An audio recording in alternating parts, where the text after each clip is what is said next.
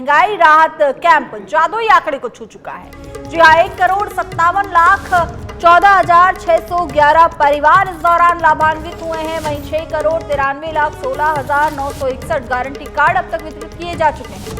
चिरंजीवी योजना में 1,20,00,000 से ज्यादा रजिस्ट्रेशन हुए हैं, तो वहीं चिरंजीवी दुर्घटना योजना में 1,20,00,000 से ज्यादा रजिस्ट्रेशन हो चुके हैं। वहीं बात अगर Indira Gandhi gas cylinder subsidy योजना की करें तो 51,69,623 रजिस्ट्रेशन अब तक हो चुके हैं। वहीं मुख्यमंत्री निःशुल्क बिजली योजना में 86,14,756 रजिस्ट्रेशन हुए हैं। किसानों को बिजली फ्री योजना में 10,32,074 रजिस्ट्रेशन अब तक हो चुके हैं। वहीं अन्नपूर्णा फूड पैकेट योजना में 96,80,403 रजिस्ट्रेशन हुए हैं। तो मुख्यमंत्री ग्रामीण रोजगार गारंटी योजना में 61,80,846 रजिस्ट्रेशन अब तक हो चुके हैं। वही बात इंदिरा गांधी शहरी रोजगार गारंटी योजना की करें तो 4,21,895 रजिस्ट्रेशन हुए हैं। सामाजिक सुरक्षा पेंशन योजना में 48,01,299 रजिस्ट्रेशन हुए हैं। तो वहीं मुख्यमंत्री कामधेनु बीमा योजना में 93,81,161 रजिस्ट्रेशन अब तक हो चुके हैं। बेहद बड़ा आंकड़ा, जादुई आंकड़ा जो महंगाई राहत कैंप लगातार छूता नजर आ रहा है। करोड़ों से ज्यादा लोग लाभान्वित हो रहे हैं, योजनाओं का लाभ उठा रहे हैं और मुख्यमंत्री अशोक गहलोत खुद जो है इस महंगाई राहत कैंप को लेकर बेहद सजग और बेहद गंभीर है, लगातार मॉनिटरिंग कर रहे हैं और लोगों से जो है फीडबैक ले रहे हैं। उनके दौरे करने की मुख्य वजह भी यही है कि महंगाई राहत कैंपों का अवलोकन कर रहे हैं, आमजन से जन सुनवाई कर रहे हैं, मिल रहे हैं और किन किन योजनाओं का उन्हें लाभ हो रहा है, जिसे लेकर लगातार फीडबैक लेते नजर आ रहे हैं मुख्यमंत्री अशोक गहलोत। और ऐसे में जो योजनाएं हैं 1,57,00,000 का जो आंकड़ा है उसको पार कर चुकी है।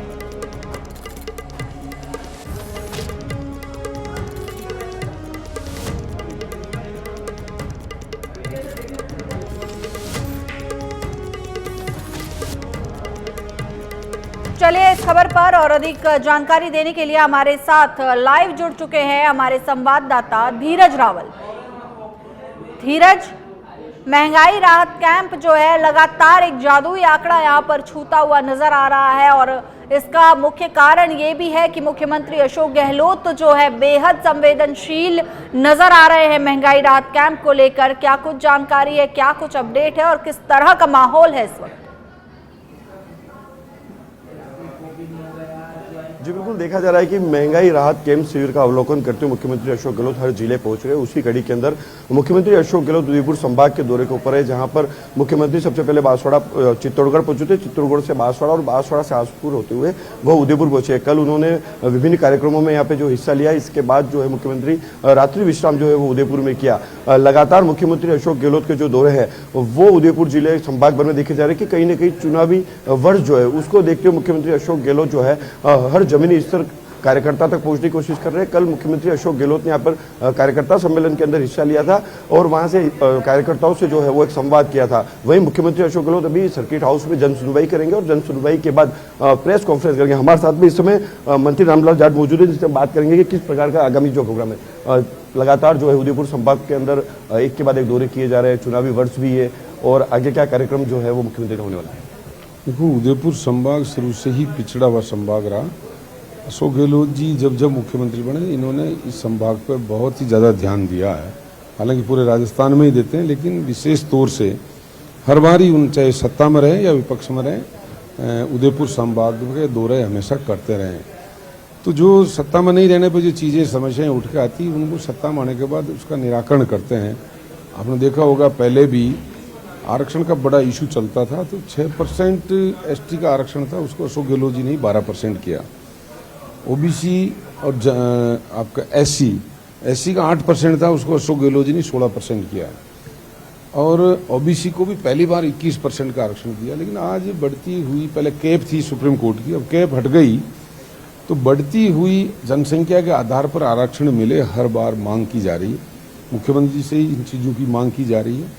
प्लस जो कार्यकर्ताओं में जो कोरोना की वजह से काफ़ी 2 साल हमारा ऐसा ही निकला, फिर भारतीय जनता पार्टी ने जिस तरीके से सरकार को ढाने की कोशिश की तो काफ़ी टाइम हमारे को उसमें निकला। तो अशोक गहलोत जी लगातार दौरे करें, प्रशासन, गाँव के संग अभियान और महंगाई राहत केंद्र। तो राहुल गांधी जी की जब भारत जोड़ो यात्रा हुई तब अशोक गहलोत जी भी पैदल चले, तो आम औरतें, वकील, डॉक्टर, मजदूर कई एनजीओ, कई ऐसी संस्थाएं जो मिले हैं, उन्होंने जो मांगे की, उन मांगों को ध्यान में रखते हुए अशोक गहलोत जी ने निराकरण करने का काम, महंगाई राहत कैंप चालू किए हैं। उसी के संदर्भ में आ रहे हैं, कार्यकर्ताओं की मीटिंग भी ले रहे हैं। आज भी, कल भी और आगे भी हमेशा और दौरे करते रहते हैं, करेंगे। अभी पीसी के बाद हमारे जनाना हॉस्पिटल आप देखो, ताजुब करोगे कि किस तरह 2015-16 में जो इतनी पुरानी बिल्डिंग उसके ऊपर खड़ी कर दी, राज का पैसा यूं बर्बाद कर दिया। संभाग स्तर पर जनाना हॉस्पिटल जब मालूम पड़ी सीएम साहब को, कल उनका सुबह मैं खुद देखूंगा, तो विजिट करेंगे। उस पर पैसे भी 120 करोड़ रुपए दिए सीएम ने, 30 करोड़ पहली किस्त रिलीज हो गई। तो अब वो निर्माणाधीन स्थिति में उसका नया निर्माण करें, तो पहले को डिस्मेंटल करना है तो किस हिसाब से करें, वो चीज़ अगर मुख्यमंत्री जी देखेंगे तो निश्चित रूप से इस उदयपुर संभाग और खासतौर से महिलाओं को इतना बड़ा रिलीफ मिलेगा। जो यहाँ कल जिला कलेक्टर, डॉक्टर, यहाँ कार्यकर्ताओं की जो मांग थी, वो बहुत बड़ी मांग पूरी हो रही है हमारे यहाँ की महिलाओं का। तो जनाना हॉस्पिटल बुरी तरीके से सत्विषित हो रखा है, उसको भी बंद कर रखा है, तो उसकी विजिट करेंगे और उसके लिए हैंड टू हैंड काम शुरू करने का कार्य करेंगे। जैसा उनकी समझ में आएगा, यहाँ की मांग है, प्रभारी मंत्री होने के नाते मेरी भी इन कार्यकर्ताओं की मांग के साथ मेरी मांग है, तो मुख्यमंत्री ने स्वीकार किया और अभी देखेंगे। तो सारा इस समस्याओं का निराकरण मुख्यमंत्री जी की टेबल पर ही होता है। समस्या का अंतिम पड़ाव कहाँ है, पंडित जवाहरलाल नेहरू जी कहा करते थे, समस्याओं का अंतिम पड़ाव मुख्यमंत्री की टेबल पर। स्वयं मुख्यमंत्री आए हुए हैं, तो इस उदयपुर और उदयपुर संभाग का भला होगा निश्चित रूप से। कांग्रेस पार्टी करती आई है, कांग्रेस ही करेगी। कार्यकर्ता सम्मेलन किया था, कार्यकर्ताओं से सीधा मुख्यमंत्री अशोक गहलोत ने संवाद किया था। वहीं आदिवासी इलाकों के अंदर लोगों के घर तक मुख्यमंत्री अशोक गहलोत पहुंच रहे थे। किस प्रकार का जो सरकार है वो संदेश देना चाहती है?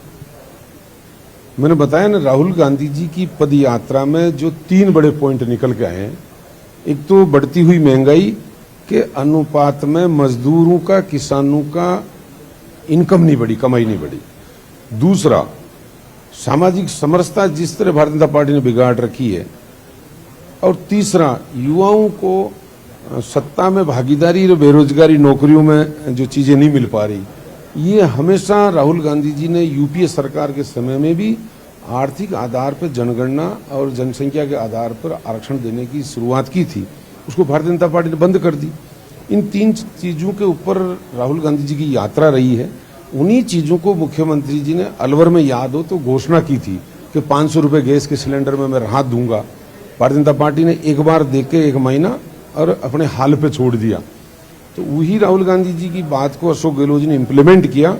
इसी के लिए ये महंगाई राहत कैंप घर घर आदमी को रिलीफ पहुंचाने का 25 से 30 हजार कम से कम, ज्यादा तो अधिकतर मिलेंगे, प्रति परिवार के खाते में 1 साल के अंदर आएंगे। इससे बड़ा राहत कोई सरकार नहीं दे सकती। 25 लाख तक इलाज, बिजली के bill free, ration kit free, ऐसी योजनाएं हैं। युवाओं के लिए नौकरी, युवाओं के लिए खेलकूद में आरक्षण, ये तमाम चीजें 2% से वो नौकरी लग सकते हैं। कर्मचारियों के लिए ओपीएस, जो ओल्ड पेंशन स्कीम थी जिससे खुश थे, उसको भारतीय जनता पार्टी ने एनपीएस कर दी, न्यू पेंशन स्कीम लेके आई थी, उससे खुश नहीं है। तो आज कई सरकार, जहाँ जहाँ कांग्रेस सरकार, कल हमारे प्रियंका गांधी जी और राहुल गांधी जी अलग अलग राज्यों में जो घोषणा पत्र अप्रूव करते हैं, उन्होंने भी राजस्थान की जो रिलीफ देने की आम लोगों की योजनाओं को अपने हर राज्य में स्वीकृत किया है, अपने घोषणा पत्र में अमली जमा पहनाया है कि हमारी सरकार आएगी तो हम अमुक अमुक काम करेंगे। और ओपीएस ऐसी है कि आज भारत के प्रधानमंत्री जी को लागू करनी पड़ेगी।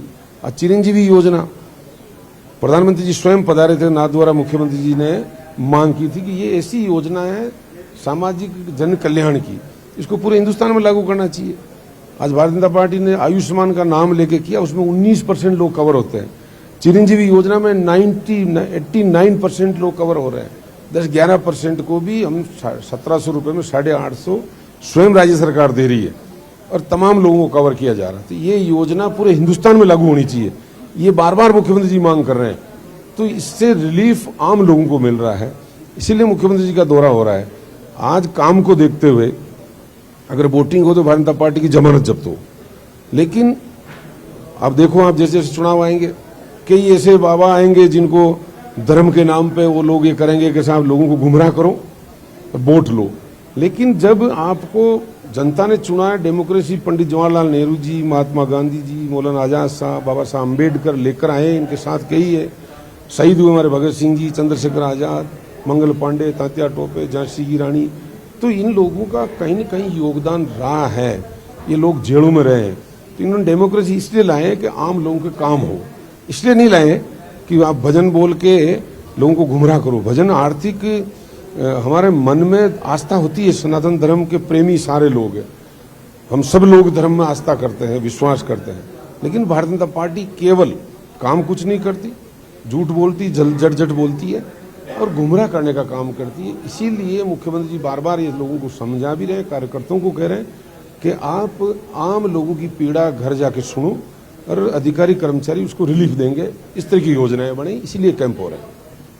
हमारे साथ में प्रभारी मंत्री रामलाल जी जाट मौजूद थे, जिन्होंने बताया कि मुख्यमंत्री अशोक गहलोत जो है वो राहत कैंप शिविर के द्वारा जो है घर घर पहुंच रहे हैं और आम व्यक्ति को किस तरह से महंगाई से निजात मिल पाए उसको लेकर के लगातार प्रयासरत है। आपको बता दें कि उदयपुर संभाग की 28 सीटें जो है वो कांग्रेस और बीजेपी दोनों के लिए महत्वपूर्ण है, क्योंकि आने वाले समय के अंदर यहाँ पर चुनाव है राजस्थान के अंदर, और राजस्थान के चुनाव के मद्देनजर कांग्रेस और बीजेपी दोनों की जो है वो नजर यहाँ पर 28 सीटों पर है। वहीं कांग्रेस जो है वो लगातार उदयपुर के दौरे करके इन सीटों को साधने का प्रयास करती हुई नजर आ रही है।